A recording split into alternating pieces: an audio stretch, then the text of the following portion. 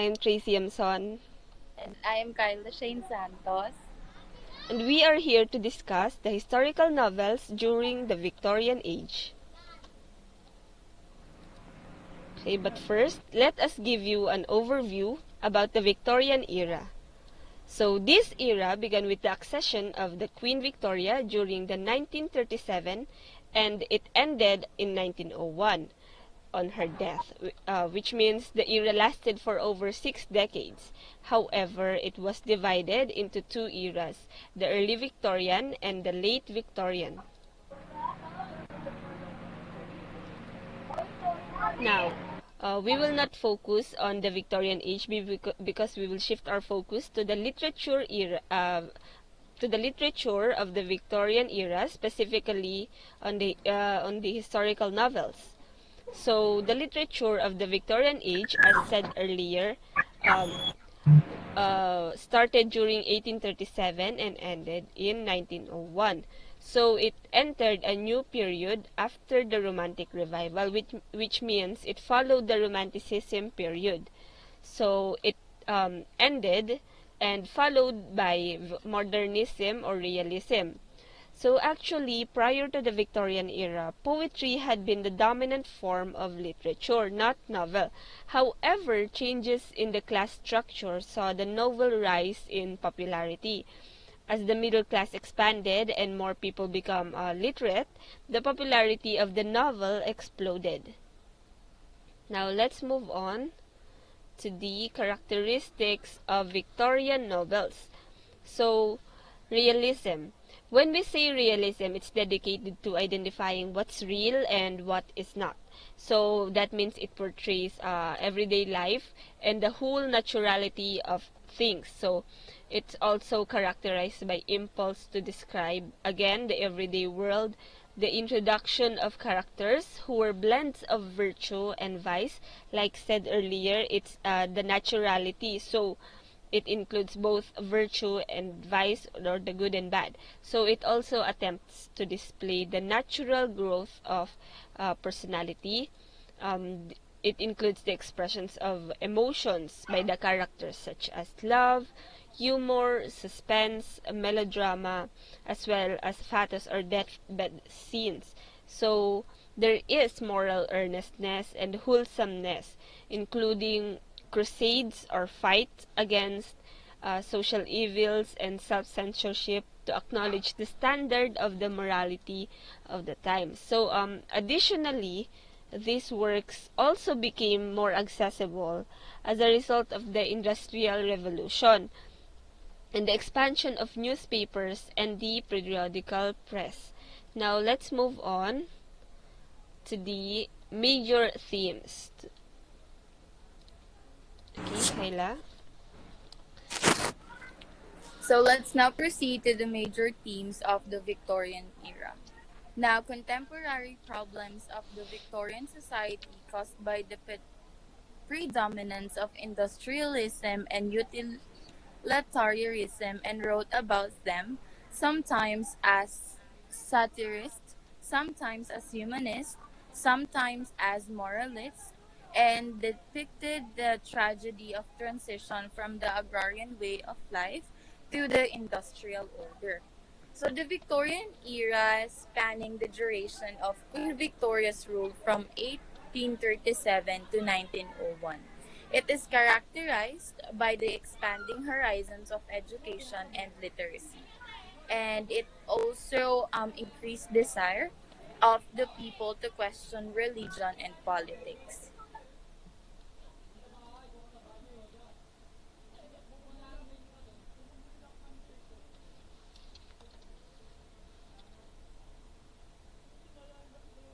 Now let's proceed to genres.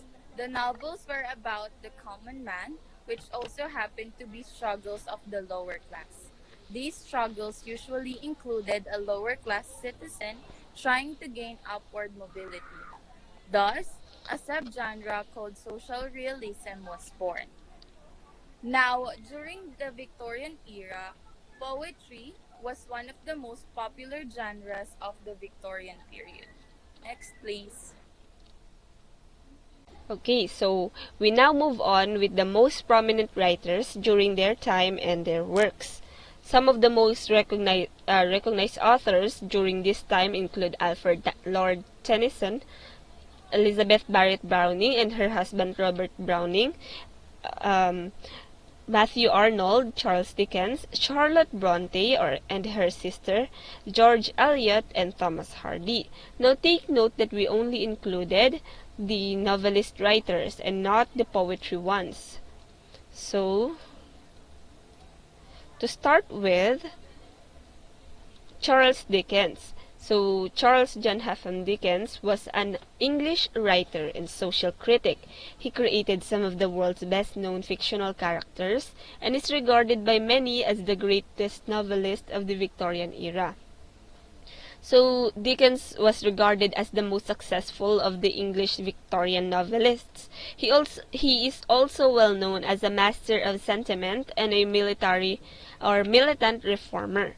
So he was born during February 7, 1812 in Landport, Portsmouth, United Kingdom and died on June 9, 1870 in God's Hill Place, United Kingdom. So Dickens is actually admired for his fertility of character creation, depiction of childhood and youth, and comic creations as well. So his most popular or major works are The Great Expectations, Oliver Twist, A Tale of Two Cities, and Our Mutual Friend, and other productions, of course.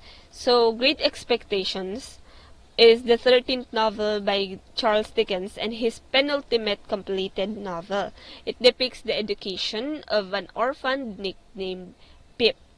So, on the other hand, Oliver Twist or The Parish Boy's Progress was Dickens' second novel. It was published as a serial from 1837 to 1839 and as a three-volume book in 1838. So it's about Oliver Twist, who was born in a workhouse, and he's also an orphan who was sold into apprenticeship with an undertaker. A Tale of Two Cities is an 1859 historical novel by, of course, Charles Dickens as well.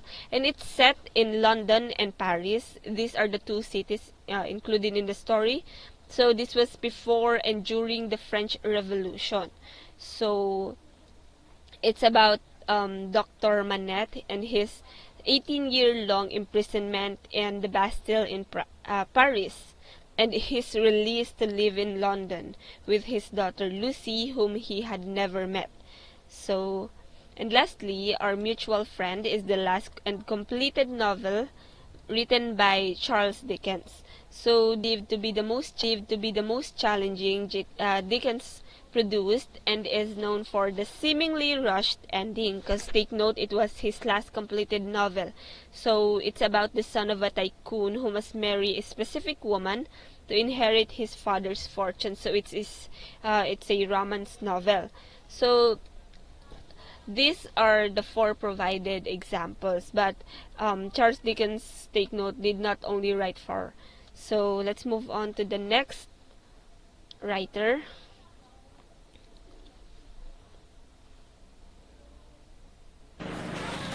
So our next writer will be Emily Brontë. Emily Jane Brontë was an English novelist and poet who is best known for her only novel Wuthering Heights, now considered a classic of English literature.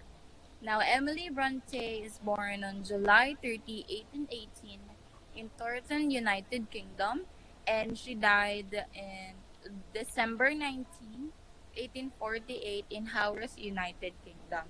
Now, Emily Brontë is known for her works, which are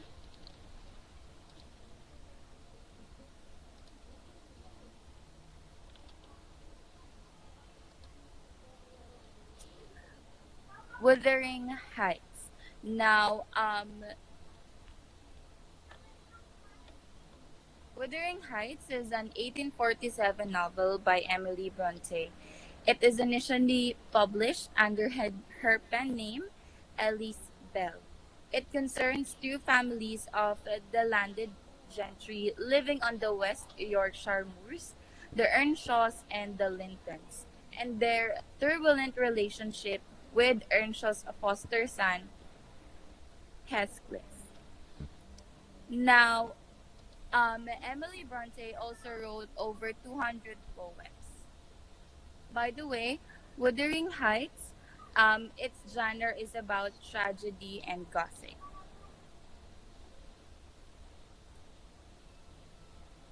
Next, please.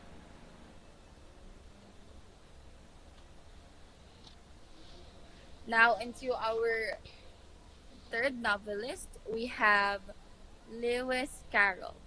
Charles Ludwig Dodgson, better known by his pen name Lewis Carroll, was an English author, poet, and mathematician.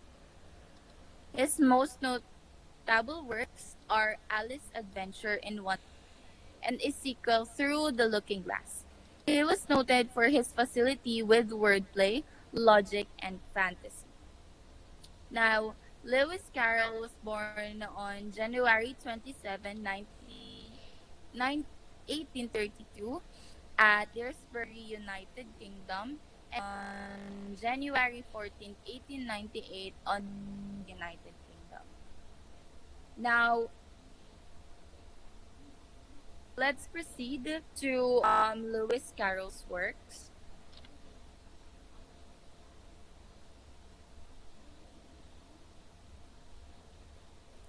So other poems as well that he wrote are Jabberwocky, The Walrus and the Carpenter, You Are Old, and Father William.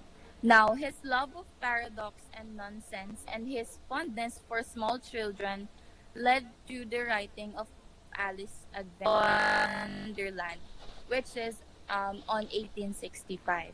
It is a story which involves growing Lorena, Alice, and Edith, the three small daughters of the college dean, picnic near Bincy.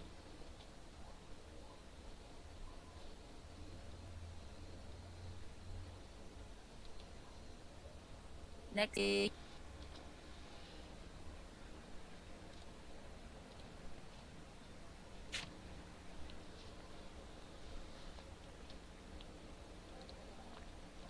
Okay, so we'll now talk about Eliot.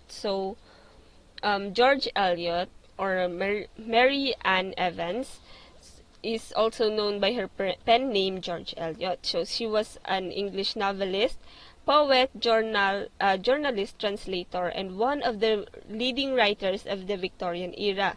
So she wrote 7 novels: Adam Bede, The Mill on the Floss, Silas Marner, Romola, Felix Holt the Radical, Middlemarch, and Daniel Deronda.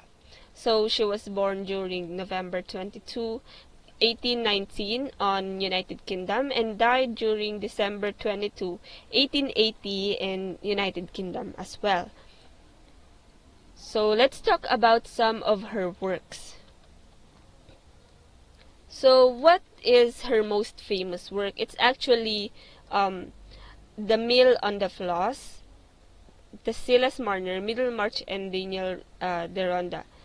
But the major theme of her works is moral conflict. So what is the meaning of, first and foremost, The Mill on the Floss? So it's mainly about the relationship between a brother and a sister, and his sister Tom and Maggie Tulliver, who live in a mill. Or a mill is a building wherein the grains is grounded into fine flour. So on the river Floss. So it describes their childhood and a dispute that causes them to separate. Adam Bede, on the other hand, is a carpenter. It's his name. So he is in love with an unmarried woman who bears a child by another man. And although Bede tries to help her, he eventually loses her but finds happiness with someone else. So it's also a romantic novel. However, the ending is does not follow the intent or the story. So the Middlemarch. So the Middlemarch is set in, of course, Middlemarch. It's a place. It's a fictional English Midland town in 1829 to 1832. So it follows distinct intersecting stories with many characters, issues that include the status of women, the nature of marriage, idealism, self-interest, religion, hypocrisy, political reform, and education. So, in this one, the last one is Silas Marner. So, let's move on to the next novelist. Let us now proceed to our next and last novelist, which is Thomas Hardy. Thomas Hardy OM was an English novelist and poet, a Victorian realist in the tradition of George Eliot. He was influenced both in his novels and his poetry by Romanticism, including the poetry of William Wordsworth. Thomas Hardy was born to 1840 in Sinford, United Kingdom, and died on January 11, 1928 in Dorset, United Kingdom. Now, Thomas Hardy is best known for his novels, all of which were published in the mid to late 19th century. His last novels, Test of the Urbervilles and Jude the Obscure, are generally considered his finest.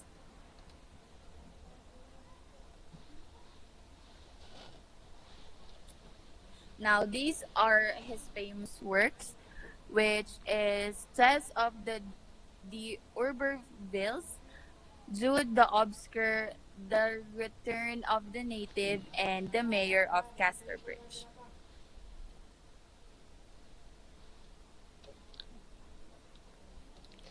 And that would be the last of the novelist writers during the Victorian age and their works. So, as references, these are what we used in to make our presentation, and that would be all. Thank you so much for listening.